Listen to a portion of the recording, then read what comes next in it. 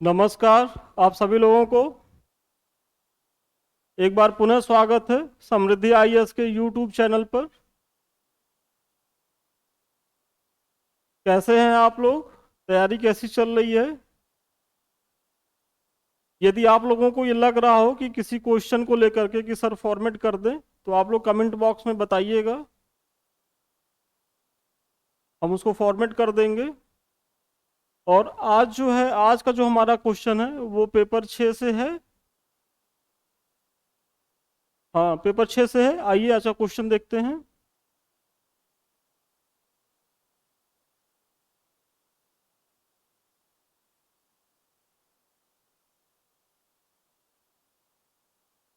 देखिए, आज का हमारा क्वेश्चन है कि बुनियादी ढांचा से क्या तात्पर्य है, यह क्यों उपयोगी है, राज्य बजट 2023-24 में प्रदेश सरकार इस क्षेत्र में विकास हेतु क्या प्रयास कर रही है, चर्चा करें। बहुत ही महत्वपूर्ण क्वेश्चन है और ये बुनियादी ढांचा जो है ये आपके सिलेबस में सीधे सीधे दिया हुआ है। एक बार पुनः क्वेश्चन आप लोग देखें। बुनियादी ढांचे से क्या तात्पर्य है, यह क्यों उपयोगी है, राज्य बजट 2023-24 में प्रदेश सरकार इस क्षेत्र में विकास हेतु क्या प्रयास कर रही है, चर्चा करें। ये आज का हमारा प्रश्न है। और इसमें देखिए, इसमें सबसे पहले आपको बुनियादी ढांचा क्या होता है वो बताना है। कह भी रहा है कि बुनियादी ढांचे से क्या तात्पर्य है, तो इसमें बुनियादी ढांचा क्या है ये बताना है। फिर यह क्यों उपयोगी है, मतलब इसकी उपयोगिता कहाँ है उसको बताना है। फिर जो है अगला ये बताना है कि ये बजट में जो 23-24 का जो बजट है प्रदेश सरकार का, तो प्रदेश सरकार अपने बजट में बुनियादी ढांचे के विकास के लिए क्या कर रही है उसको बताना है। तो इस प्रश्न को मतलब तीन भागों में बांट के बताना है, मतलब इसके तीन डायमेंशन हैं। और इसी तरीके से आप लोग मुख्य परीक्षा में भी जब प्रश्न देखिएगा तो ऐसा नहीं है कि जैसे देख के लिखना शुरू कर दीजिएगा। क्योंकि होता क्या है कि अ, बच्चे स्टार्टिंग में देखे, एक झलक देखे और उसके बाद आंसर राइटिंग करना प्रारंभ कर देते हैं। तो उसमें प्रश्न की क्या डिमांड है, प्रश्न को कितने डायमेंशन में बांटा गया है, उत्तर में क्या लिखना है, वो क्लियर नहीं कर पाते हैं। और होता क्या है कि इसमें जैसे बुनियादी ढांचे से क्या तात्पर्य यदि बच्चा बताया, उसके बाद उसके महत्व को छोड़ देता है, उसकी उपयोगिता को छोड़ दिया, फिर डायरेक्ट बजट पे आ गया। तो इसका बहुत विशेष ध्यान रखना है। क्योंकि यदि आपका कोई भी डायमेंशन छूट रहा है, प्रश्न की जितनी भी डिमांड है, अगर उसकी मांग को आप पूरी नहीं कर पा रहे हैं, तो विश्वास मानिए, यदि 12 नंबर का क्वेश्चन है तो यदि आपको 8 नंबर मिलना है तो आपको वो 6 नंबर, 5 नंबर, 4 नंबर पे ही वो दे करके आपको छोड़ देंगे। तो इसका विशेष ध्यान रखना है। तो आइए, सबसे पहला पॉइंट हर बार की तरह एक छोटा सा इंट्रो। और इंट्रो में वही कि बुनियादी ढांचा क्या है इसके बारे में आप बता दीजिए। कि बुनियादी ढांचा उन मूलभूत संरचनाओं से संबंधित होता है जो किसी देश या राज्य के आर्थिक एवं सामाजिक विकास के मूलभूत घटक होते हैं, जैसे स्वास्थ्य, शिक्षा, सड़क, बिजली, परिवहन, कृषि एवं दूरसंचार के साधन आदि। बहुत ही संक्षेप में आप जो है बुनियादी ढांचा क्या है उसके बारे में आपने बता दिया।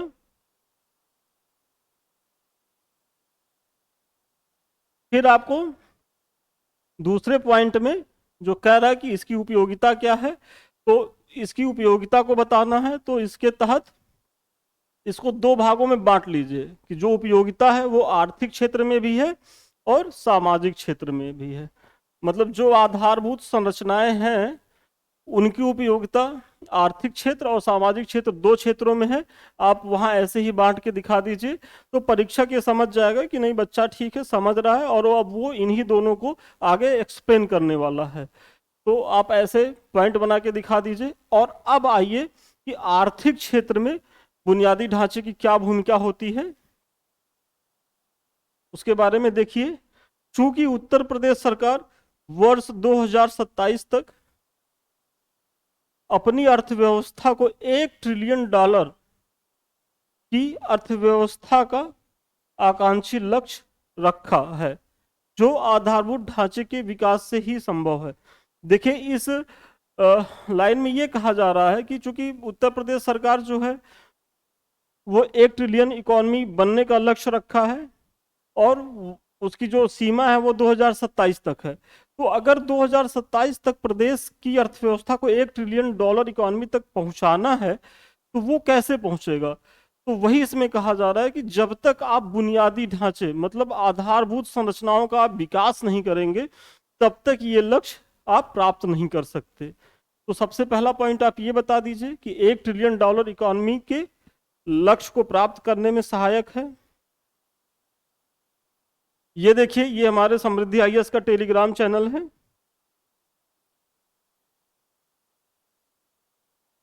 आप लोग टेलीग्राम से जुड़िए और यहाँ जुड़ने से आपको एक फायदा ये होगा कि ये जो हम पढ़ा रहे हैं उसका पीडीएफ तो आपको मिल ही जाएगा। साथ ही यदि आप आंसर राइटिंग करना चाह रहे हैं और तो वहाँ आप अपने आंसर को पीडीएफ में बना के भेजिएगा। देखिए मैं बार बार कह रहा हूँ कि उसको पीडीएफ में भेजना है।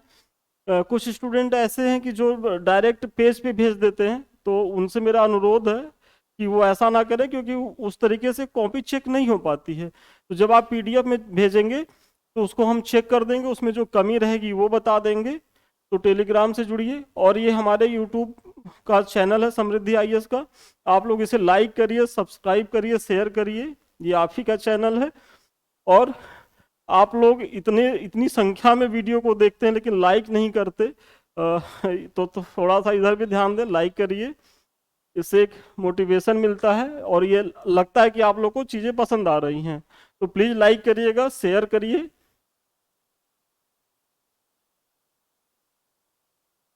फिर उद्योगों को बढ़ाने के लिए एवं उनमें निवेश आकर्षित करने हेतु सड़क, बिजली जैसे आधारभूत संरचनाओं का विकास बेहद महत्वपूर्ण है।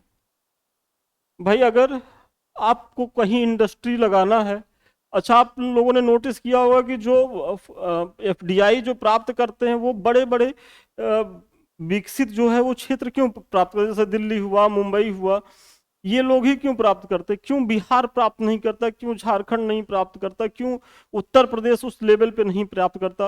और उत्तर प्रदेश में भी पूर्वी उत्तर प्रदेश, तो कहीं ना कहीं जो आधारभूत ढांचे की जो विकास है उसकी गति बहुत धीमी है। भाई जो दिल्ली एनसीआर का जो विकास है, जो मुंबई पुणे का जो विकास है, क्या वो पूर्वांचल में बलिया, आजमगढ़, देवरिया, गोरखपुर का है? नहीं है। तो वही कहा जा रहा है कि जब तक आपका बुनियादी ढांचे का विकास नहीं होगा, बुनियादी ढांचे में अगर उद्योग को आकर्षित करना है तो उद्योग के लिए पहली शर्त है कि सड़क होनी चाहिए। मतलब अगर माल तैयार हो रहा है तो उसको जाने के लिए, कच्चा माल लाने के लिए ट्रांसपोर्टेशन की ज़रूरत होती है। फिर जो अगला है वो बिजली की बहुत ज़रूरत होती है, भाई बिजली की उपलब्धता हो, सड़क की उपलब्धता हो। और बाद में फिर आता है कि जो नौकरशाही की व्यवस्था उसमें पारदर्शिता हो। लेकिन आधारभूत संरचना अगर सड़क, बिजली, ये सब चीज़ें ना रहे तो कोई भी इन्वेस्टर्स कल्पना नहीं कर सकता कि हमको वहाँ जाकर के अपनी इंडस्ट्री लगानी है। तो आप ये दिखा दीजिए। फिर आगे दिखाइए कृषि के विकास के लिए बिजली, परिवहन, मतलब उद्योग तो हो ही गया, अब कृषि के लिए भी देखिए बिजली, परिवहन, उच्च तकनीक, नवीन मंडियों तक पहुंच, वैश्विक बाजार से जुड़ने के लिए ऑनलाइन प्लेटफॉर्म जैसे आधारभूत संरचनाओं का विकास होना बहुत जरूरी है। मतलब उद्योग के लिए तो जरूरी है ही है, साथ साथ अगर आप एग्रीकल्चर में भी देखिए बिजली का है, परिवहन है, उच्च तकनीक ही है, नवीन मंडियों तक पहुंच, वैश्विक बाजार से जुड़ने के लिए ऑनलाइन प्लेटफॉर्म, तो ये सब चीज़ों की बहुत ज़रूरत होती है कि भाई अगर एक कृषक है वो एग्रीकल्चर कर रहा है तो उसके लिए तकनीकी की आवश्यकता हो, तो तकनीकी के तहत आधारभूत संरचनाओं का विकास होना चाहिए। फिर अगर उसका जो उत्पादन हो रहा है वो मंडियों तक उसको आसानी से पहुंचा सके तो उसके लिए ट्रांसपोर्टेशन की ज़रूरत होनी चाहिए। मंडियां जो है वो ऑनलाइन व्यवस्था से जुड़ी हुई हों और वो वैश्विक मंडियों से जुड़ी हुई हो। तो वही चीज़ है कि अगर इन सब चीज़ों को भी गति प्रदान करनी है तो वो किसके माध्यम से हो सकता है? तो आधारभूत संरचनाओं के विकास के द्वारा ही हो सकता है। फिर विनिर्माण गतिविधियां, वर्तमान समय में रोजगार बढ़ाने में बेहद उपयोगी साबित हो रही हैं, जिन्हें गति आधारभूत संरचनाओं के विकास के कारण ही मिल रहा है। मतलब विनिर्माण गतिविधियों में भी यदि देखा जाए तो कहीं न कहीं जो आधारभूत ढांचा है तो उसके विकास के द्वारा ही उसको उसमें तेजी आ रही है, उसको गति मिल रही है। तो ये सब जो है आर्थिक कारण है, आर्थिक महत्व आपने बता दिया है। अब बी में देखिए सामाजिक महत्व। तो सामाजिक महत्व के तहत सबसे पहले क्या है कि शिक्षा एवं स्वास्थ्य जैसे महत्वपूर्ण क्षेत्रों में सुधार से न केवल कुशल मानव संसाधन का विकास हो रहा है, बल्कि जीवन प्रत्याशा में भी वृद्धि हो रही है। मतलब अगर शिक्षा और स्वास्थ्य, भाई अगर आप शिक्षा प्राप्त कर रहे हैं तो आपके जीवन की गुणवत्ता बढ़ रही है, आप बेहतर कौशल प्राप्त कर रहे हैं शिक्षा के माध्यम से, आप अच्छा रोजगार पा रहे हैं, और अच्छा रोजगार पा रहे हैं तो आपको धन मिल रहा है, तो धन से तो एक तरीके से गुणात्मक परिवर्तन हो रहा है, तो ये आप दिखा दीजिए। फिर स्वास्थ्य, भाई स्वास्थ्य के क्षेत्र में देखिए आज के 20 साल पहले जो स्वास्थ्य की स्थिति थी उससे काफी ज्यादा अब सुधार हुआ है। भारत की जीवन प्रत्याशा बढ़ रही है, प्रदेश की जीवन प्रत्याशा बढ़ रही है। जो बहुत सी बीमारियां थी, जो छोटी मोटी बीमारियां होती थी जिसमें लोगों की डेथ हो जाती थी, तो उन सबों को रोकने के लिए बहुत ही ज्यादा अब भारत या प्रदेश सक्षम हो चुका है। तो वो सब चीजें अब दिखा दीजिए कि वो सामाजिक महत्व के तहत।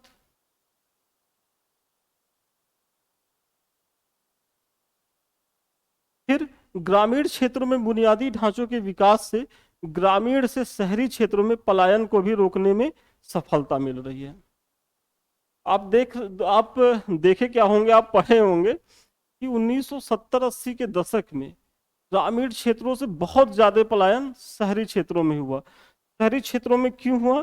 तो उसका कारण है एक रोजगार, दूसरा जो कारण है वो शिक्षा, और तीसरा जो कारण है कि हेल्थ, स्वास्थ्य को लेकर के। भाई लोग शहर में बसना क्यों चाहेंगे? तो शहर में बसना इसलिए लोग चाहते हैं कि हमको एक बहुत बेहतर शिक्षा मिलेगी, हमको रोजगार के बहुत साधन मिलेंगे, और यदि हमारी तबीयत खराब हो रही है, हमको कोई दिक्कत हो जा रही है, तो बगल में हॉस्पिटल मिल जाएगा, वो भी बेहतर हॉस्पिटल मिल जाएगा। तो ये सब जो चीजें हैं वो आकर्षित करती हैं लोगों को। तो जिनके पास भी थोड़ी सी संपन्नता आई वो शहर की तरफ मूव किया, शिक्षा को लेकर के, स्वास्थ्य को लेकर के, और रोजगार के लिए तो खैर आज भी पलायन हो ही रहा है। लेकिन इन सब चीजों को रोकने के लिए क्या है, अगर ग्रामीण क्षेत्रों में विकास किया जाए, ग्रामीण क्षेत्रों में ये सब चीजें वहां पहुंचा दी जाए, रोजगार के साधन उपलब्ध करा दिए जाए, बेहतर स्कूल उपलब्ध करा दिए जाए, बेहतर अस्पताल उपलब्ध हो, तो कोई कोई क्यों अपने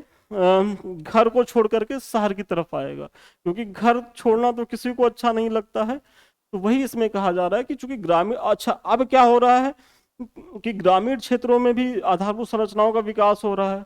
आज के 10-15 साल के पहले के जो गांव थे और आज के गांव में काफी अंतर है। वहां भी बिजली देखेंगे, वहां भी इंटरनेट की सुविधा पहुंच गई है, सड़क की सुविधा अच्छी हो गई है, और अच्छे अच्छे विद्यालय खुल गए हैं। तो ये सब जो चीजें हैं वो जो ग्रामीण पलायन होते थे शहरों की तरफ, उसको रोकने के लिए बहुत कारगर साबित हुए हैं। तो वही इसमें दिखा दीजिए। और फिर गांव एवं शहरों के बीच आर्थिक असमानता को भी कम किया जा सका है, यह समावेशी विकास को साकार कर रहा है।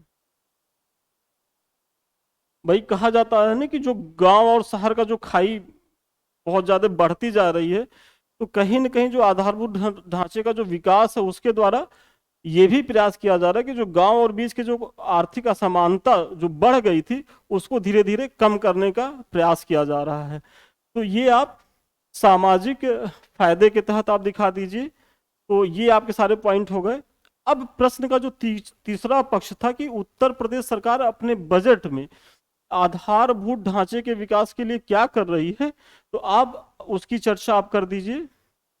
तो इसमें सबसे पहले वही है कि प्रधानमंत्री आवास योजना शहरी के तहत वर्ष 2017 से वर्तमान तक 17.62 मतलब करीब करीब 17.5 लाख आवासों को स्वीकृति प्रदान की गई है। तो मतलब ये जो प्रधानमंत्री आवास योजना है उसके तहत प्रदेश सरकार जो है 2017 से अभी तक करीब 17.5 लाख आवासों को स्वीकृति प्रदान की है। तो ये पहला पॉइंट हो गया।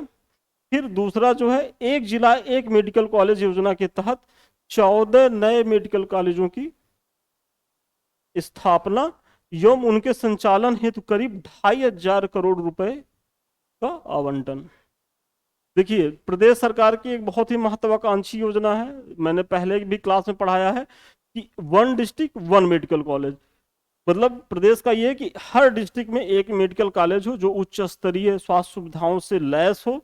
तो उसी के तहत इस योजना में क्या किया गया है, 14 नए मेडिकल कॉलेजों की स्थापना की जा रही है और इसके लिए 2,500 करोड़ रुपए के करीब पास किया गया है। तो ये आप दिखा दीजिए, मतलब स्वास्थ्य को बेहतर बनाने के लिए। फिर देखिए, वर्ष 2023-24 तक प्रदेश के 2.26 करोड़ घरों में नल से शुद्ध पेयजल उपलब्ध कराने का लक्ष्य रखा गया है।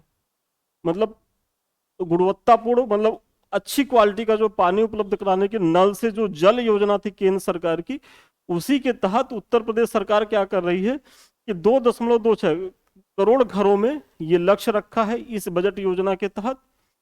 फिर अगला जो आपका पॉइंट है कि झांसी लिंक एक्सप्रेसवे तथा चित्रकूट एक्सप्रेसवे की नई परियोजनाओं हेतु बजट में 235 करोड़ रुपए का प्रावधान किया गया है।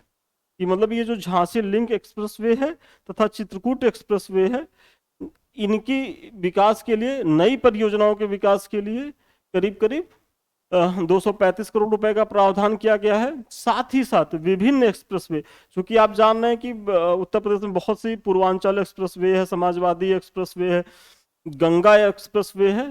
तो वही कहा जा रहा है कि साथ साथ विभिन्न एक्सप्रेसवे के आसपास औद्योगिक क्लस्टर्स का भी निर्माण किया जा रहा है। मतलब जो भी हमारे एक्सप्रेसवे हैं उन, वो एक तरीके से आधारभूत संरचना के तहत तो आते ही हैं, क्योंकि भाई सड़क है, सड़क तो बहुत ही मूलभूत आवश्यकता है। साथ ही साथ उस सड़क के किनारे भी बहुत सी आधारभूत संरचनाओं का विकास किया जा रहा है, जिससे रोजगार सृजन में सहायता मिलेगी। तो वही इसमें कहा जा रहा है। फिर अगला पॉइंट देखिए कि यमुना एक्सप्रेसवे औद्योगिक प्राधिकरण द्वारा 1,000 एकड़ भूमि पर अंतरराष्ट्रीय फिल्म सिटी की स्थापना की जा रही है। मतलब प्रदेश सरकार ये प्रयास कर रही है कि 1,000 करोड़ रुपए की 1,000 एकड़ में बहुत बड़े फंड के माध्यम से अंतरराष्ट्रीय स्तर की फिल्म सिटी का निर्माण कर रही है। कि मतलब एक तरीके से जो लोग फिल्म में कैरियर बनाने के लिए मुंबई जाते हैं, या साउथ में तमिल की फिल्में हैं, या इसी तर्ज पे उत्तर प्रदेश में भी ये प्रयास हो रहा है कि यहाँ भी फिल्म निर्माण के क्षेत्र में विकास किया जाए। तो आप इसका उल्लेख कर देंगे। फिर जो है बुंदेलखंड एक्सप्रेसवे के साथ रक्षा गलियारा परियोजना हेतु 550 करोड़ रुपए की बजट में व्यवस्था की गई है। मतलब बुंदेलखंड एक्सप्रेसवे के साथ जो डिफेंस कॉरिडोर है उस परियोजना है तो 550 करोड़ की व्यवस्था इस बजट 2023-24 में की गई है, इसका भी उल्लेख कर दीजिए। फिर जो है ग्लोबल इन्वेस्टर समिट 2023 में भी बुनियादी ढांचों के विकास हेतु तो कई MOU पर हस्ताक्षर हुए हैं। जैसे मैंने बताया है कि अभी लखनऊ में ग्लोबल इन्वेस्टर समिट हुई है और वो काफ़ी सफल रही। मतलब प्रदेश सरकार जितना उम्मीद कर रही थी उससे कहीं 3 गुने से भी ज़्यादा उसको इन्वेस्ट प्राप्त हुआ है। और वो इन्वेस्ट का एक बहुत बड़ा हिस्सा जो है वो आधारभूत संरचनाओं के विकास में, जैसे ऊर्जा के क्षेत्र में, और वो भी ऊर्जा में भी हरित ऊर्जा के क्षेत्र में, और सड़कों के निर्माण में इसको खर्च करने का प्रावधान है। तो वही इसमें कहा गया है, तो आप इसका भी यहाँ उल्लेख कर दीजिए।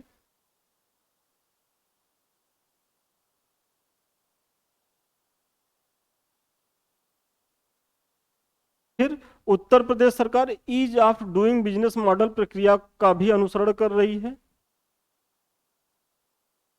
यौम PPP public private partnership model को भी आधारभूत ढांचे के विकास के लिए बढ़ावा देने का प्रयास कर रही है। मतलब सरकार का ये है कि हम तो प्रयास कर ही रहे हैं कि जो है आधारभूत ढांचों का विकास हो, साथ ही साथ ऐसे उद्यमियों, ऐसे उद्योगपतियों को भी इस तरफ आकर्षित कर रहे हैं कि आप भी जो है इन्वेस्ट करिए आधारभूत ढांचों के विकास के लिए, वही ट्रिपल P के माध्यम से। फिर संक्षेप में एक छोटा सा निष्कर्ष कि इस प्रकार कहा जा सकता है कि उत्तर प्रदेश सरकार बुनियादी ढांचे के विकास के महत्व को समझ रही है और इस दिशा में विकास के लिए हर संभव प्रयास कर रही है। मतलब जो है एक छोटा सा इंट्रो और निष्कर्ष बहुत बड़ा रखने की जरूरत नहीं, एक छोटा सा आप निष्कर्ष लिख दीजिए। बाकी आपका उत्तर आज यहीं तक था। और जो हमारा अगला प्रश्न है, ये तो मैंने आपको बता ही दिया है। हाँ, एक घोषणा और है कि यदि आप लोगों ने मेरा पिछला वीडियो नहीं देखा है जो मध्य एशिया पे था, मध्य एशिया और भारत के संबंधों को लेकर के, और उसमें चीन किस तरीके से, चीन का क्या रोल है, तो यदि आप लोगों ने नहीं देखा है तो उसको देख लीजिए, बहुत ही महत्वपूर्ण वीडियो है। और वो अगर आप यूपीएससी का मेंस लिख रहे हो या पीसीएस का मेंस लिख रहे हो, दोनों ही स्टूडेंट के लिए इस बार के लिए बेहद ही उपयोगी है। तो आप लोग प्ले लिस्ट में जा करके जरूर देखिएगा। और ठीक है, आज के लिए इतना ही। फिर जल्दी ही एक नए वीडियो के साथ मिलते हैं। तब तक के लिए बहुत शुभकामनाएं, धन्यवाद।